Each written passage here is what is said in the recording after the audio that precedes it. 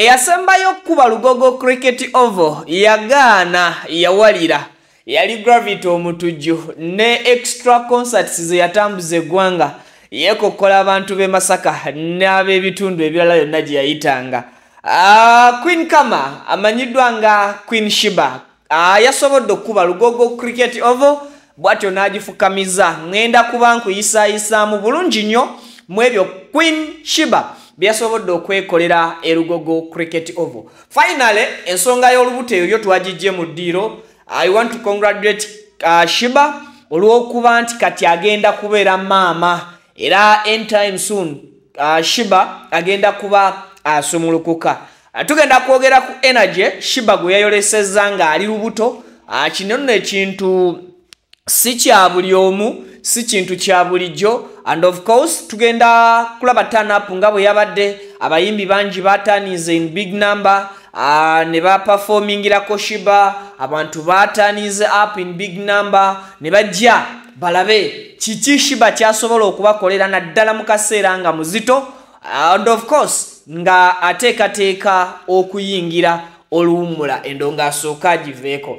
Nze Vicky, of course nsinzira wano ku Mukutu Vicky exclusive yonna gy'osinzidde okubeera ng'otulaba okosaako okubanga otuwuliriza mu bitundu byonna ebikola eggwanga Uganda ne weruwali ombalamusaako ne mbabuuzaako mu ngeri ey'enjawulo. Ronesta Properties batunda ttaka gwe ayagala okubanga ogula poloti ku kibanja mpola nawe ayina ezaakagwirawo ze tuyita eza cash osobola okugenda ne wefunira ettaka. Amataka gaabwe gatandikira ku $1.5 okutuukira ddala ku $5 kisinzira kitundu kiwooyagala, ate ettaka lya $1.5 teri mu kibuga Kampala ekyo saagala bababbe. Osobola n'okubeebuuzaako ku nsonga zonna ezikwatagana ku ttaka ne bw'oba togenda bagulako. Hajimiti mulombi waddwa gwe naayina ebizibu eby'enjawulo osobola okuba nga omunoonyako ensonga ne ziba nga zitambulira ddala bulungi. Weewala okufera, sooka okuba essimu okonfaminge nti oba ekizibu ky'olina omusajja agambye kituufu akikolako. Bw'aba takikolako nkusaba tomukaka, muleke genda oyizeeko ewalala.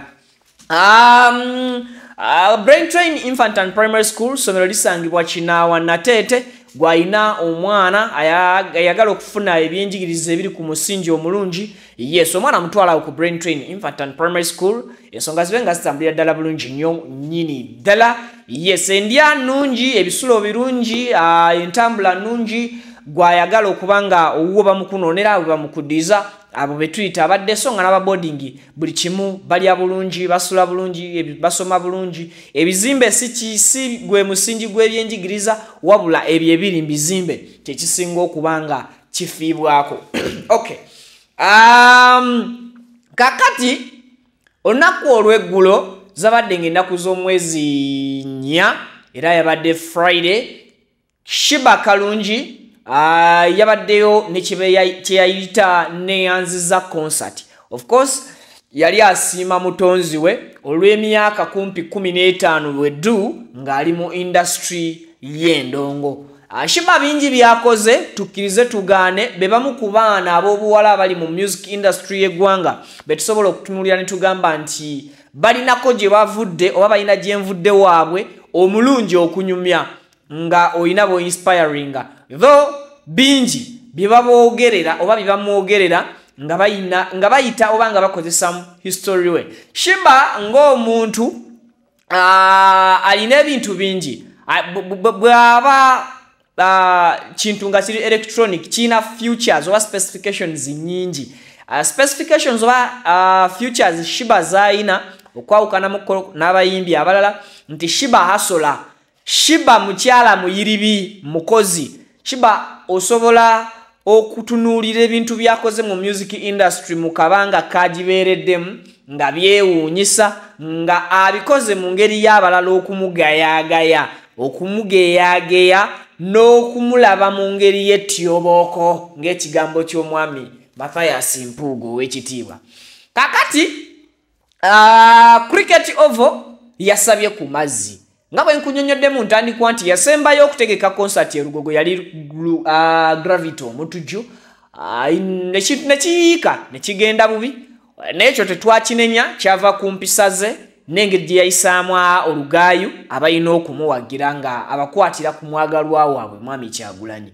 Now Shiba aze nakola mukko ku kyenjagala tutunuulire ekyenjawulo nti Shiba addidde Lugogo n'amukuba nga tataddeewo pranka yonna oba tatapanzeewo stanti oba kye tuyita akabadi konna.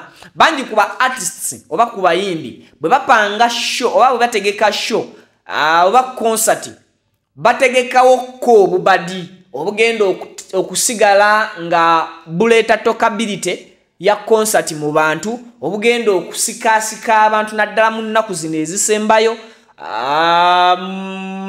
n'okubeera nga concert eyo eri nnyo ku mimwa gy'abantu eri nnyo mu matu g'abantu. But Shiba Kalungi tukikirize oba tukigaane y'omu ku abo abayimbi abastaginzeewo concert mu nnaku ntono nnyo.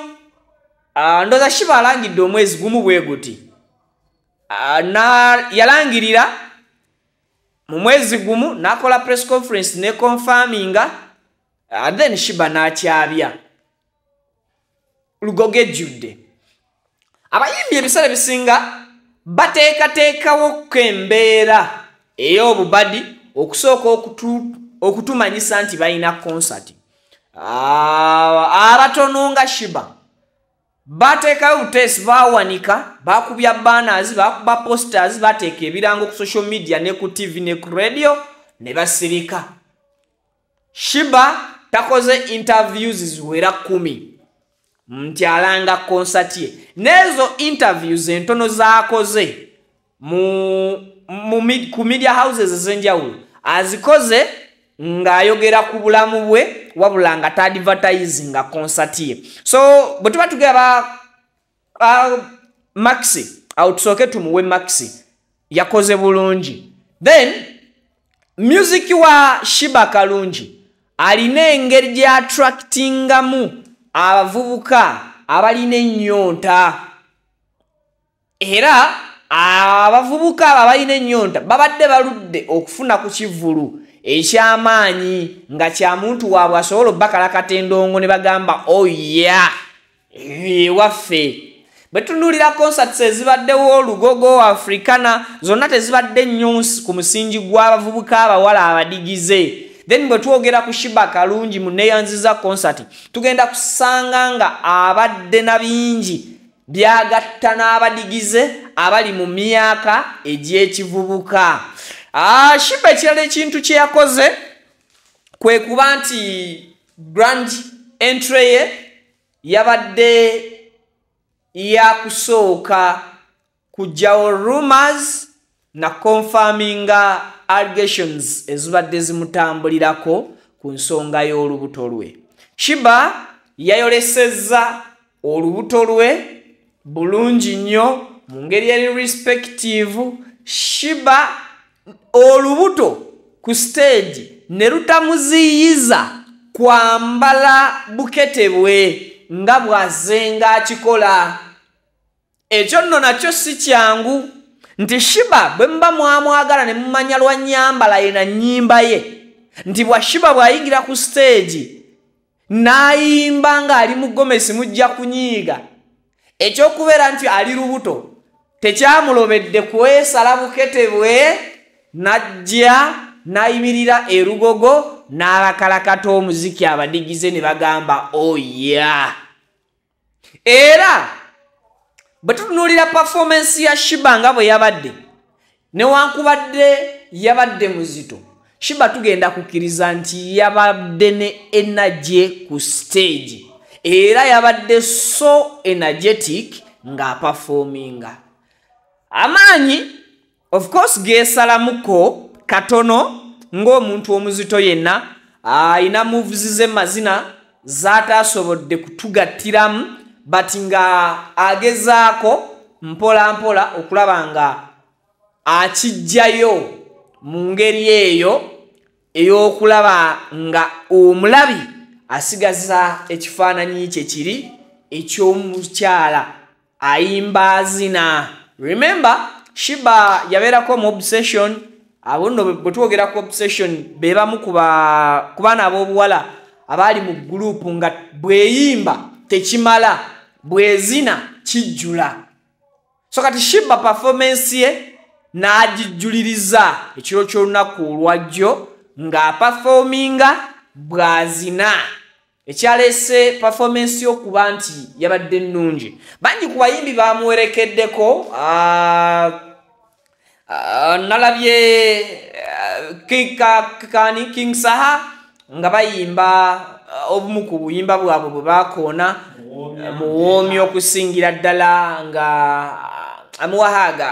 I liked Saha's bakiyita batya Saha ayina engeri gy'ayolesaamu omukwano ku bantu bayagala, and Shiba si ye muntu eyeemanyiiza buli omu. Shiba naye yennyini yeekatagolayizingira awo nti tamanyiirwa bayimbi, tamanyiirwa bannamawulire, tamanyiirwa bawagizi. So Shiba and Saha bafunye great moment on stage and performance yaabwe yabadde nnungi. Yayimbye nga bwawummulamu, bwayimbanga bwawummulamu, kisobole okuba nga kimusobozesa okusonda energy okutuwa kye twafunye olunaku lw'ejjo. So King Saha yayongeddemu kaweera ebigambo bye, naye olw'okuba nti Shiba mukwano gwe nnyo yasobodde ebigambo ebimu okubikomako naddala mu ngeri eno eri political. So awo nawo netugenda nga tuseetulamu. Then Kabako, we can't talk about Shiba netwerabira Kabako. Kabako is one of those few abali ku lusegere lwa Shiba era nga babeereddewo Shiba for so long, but in fact batandika bombi mu TNS Team No Sleep, era Shiba natuuka okweyawula, Kabako n'amulekayo, and Kabako yajja nga alina bingi byagattaganya ne Shiba, era Kabaka akubuulira mazima nti ku Shiba afiirawo, ku Shiba toleeta luvenge, era gambo yamukwatako bafaafaagana. In fact Kabako yaleese award yazza asiime Shiba amuwe ebimuli bye nga mulamu olw'ebyo bye bayiseemu nga babadde nga bakyali. Era Shiba yabadde ali so happy and she was excited okulaba nga Kabako we alina kyamukwasiza. Enduulu nevuga and Kabako n'abakuba omuziki. Mumanyi musajja ayugumya stage. It's so sad nti omuyimbi omu Topiki Kasente yafunye obuzibu ku stage, and right now situmanyi mbeera kimu ali netusuubira okuba nti yafunyemu obukosefu. Nga bw'ogenda maaso n'okuba nga ofuna clip eyo, yabadde ayimba nga awummulamuko wano abagamba Kyagulanyi abatumidde bla bla, mu kutambula ebirowoozo byabadde biri waggulu, then stage n'atagifokasingako nnyo. So bw'atyo n'agwayo, era tusaasira omukulu oyo Topiki Kasente ku kyonna ekyamutuuseko. Stage ezo bazizimba nga mpanvu, bazizimbisa byuma na mbaawo. Embaawo ezo ziba so hard, kyova olaba omuyimbi nga Kabaka asobola okuzibuukirabuukirako ne zitagwayo. So okusinziira ku stage nga bwe badde bagizimbye, bwe badde bagikoze, yalinnye means. Kati mu kulinnya means ate ekitundu kino ekyekifuba ne kikuba ku mbaawo ezo, then n'alyoka akkirira. But abantu bamuyambye bw'atyo ne bamusikayo, naye yakoseddwamu ndowooza akatonotono. Sijja kugamba katono oba kanene because energy yabadde mungi. Omuntu abadde amaze okuyimba, omubiri guba guli weak, ekyo tukkiriziganye. So bwe gujja ne guhiitinga ku kintu kyonna gusobola okufuna obuvune obw'amaanyi. So Topiki Kasente tukusaasirako ku ekyo ekyakuguddeko. Edilisa Musuuza Kenzo agamba okuba nti Bobby yamubbako ennyimba ze ebbiri, naye yabaddeyo. Kenzo this time around yalabye era n'anyumirwa concert ya Shiba ng'ali mu audience alimba wagizi mwe yatudde. Yabaddeko awo mu VIP nga mwatudde mwalabira show ya Shiba. Oluvannyuma naye n'agenda n'akangamu awo Kimbibiri concert nebanga etambula. Munjogere nyangu concert ya Shiba yabadde massive. Turn up bwe tujogerako yabadde nungi nnyo. Zabadde ziwera ssaawa nga 12. Of course nga abantu batudde munda nga ne wabweru wawe essuubi abantu nga gye bali. So ekyo kye kimu ku ebyo ebyenkizo ebyawadde show ya Shiba amaanyi. Abantu olweggulo ne basalawo bagende batandingire ddala in big numbers basobole okubanga banyumirwa endongo ya Shiba. Yes, kakati ndowooza Shiba agenda awummuleko. Era ebimu ku ebyo bye tutunuulidde Shiba abadde abyetaaga. 15 years in business nga tofunangako kadde ku relaxinga. But guys, kiri so hard. Omanyi waliyo abantu abakola ng'emirimu gye mukola gibawaamu ku bbeetu. Olw'omukaaga n'omanya nti nnyingidde weekend. Olw'essande n'omanya nti ntuddeko ewaka nkolako ndi kulongoosaako ewaka n'ebirala ebiringa ebyo. But I remember story ya Shiba yankwasa ennaku yankwatako mu press conference gye yasooka okukola Kabalagala.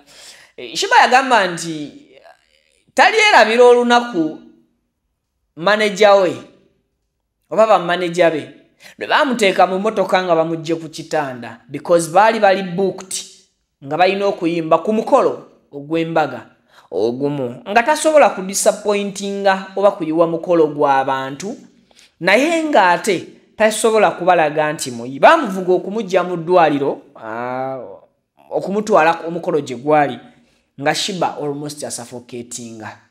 But bwe yatuuka ku mukolo yayina okwambala character ya entertainer. Wano n'agenda n'ayimba naye ng'aliko n'ekiyiriitira naye nga audience tesobola kitegeera. So I think ba artists bakola omulimu munene and kintu kiri so hard gye bali nti tebalwala. Omuyimbi baba bakuwa $5,000,000 ne bakubuukinga nti olina okuyimba ku mukolo gwaffe bwe guti era nga bakulanga. Bw'otajja abawagizi bo boonoona ebintu by'abantu. Kati omusango still guba gutambulira ku ggwe lwaki tewazze. So ebisinga osanga nga abayimbi bano mwe gye mugendera mu weekend okuwummulamu ate bo ne baba balwadde bayina okukwekaka bajje babasanyuse. So Shiba it has been a while nga abantu bamubanja okuzaala Shiba osetolinga ddi biki but she was okay. Ng'era ababuulira kate nti ebyokuzaala si bizibu gyali naye ebyokufumbirwa up to now Shiba akisimbako essira tomunyumiza tayagala taliyagala tali byesembereza ayagala kintu kimu kubeera maama omulungi. You can be a good mother newankubadde toli mu bufumbo. Osobola okubeera mu bufumbo nobeera bad mother noba maama abaana bwe batenyumiririzamu. But Shiba ayagala nnyo okubeera maama and ali lubuto just because nti twebuuza musajja ki eyatuyamba because the celebrities tibagalika and you may find Shiba teyali mukwano oba tali mukwano oba teyali mukwano by the time yafunira olubuto charger by coincidence ekintu nekitola. But finally we thank Shiba because banji kubawala mufuna embuto ne muzijjamu banji kumwe mulowooza ekyo nkirese kale. Shiba congratulations kongs and your entire team banno bwe mukola omulimu omulungi bwe gutyo mwebalire ddala ndowooza kakati akakasente kajja kumala okuddukanya obwannakawe. Tuliddamu okusisinkana Shiba mu bulamu obuliddako nga okuzaala kuwedde.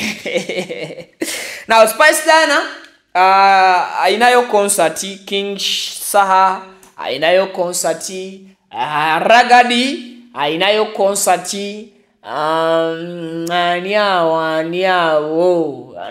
ono Bobi Wine kumpe nyondo togeza nokola concert gwe jiro tulindamu simanya Super Danger tukwagalirawo mwami Kyagulanyi we yakutadde ani awo atageza kola concert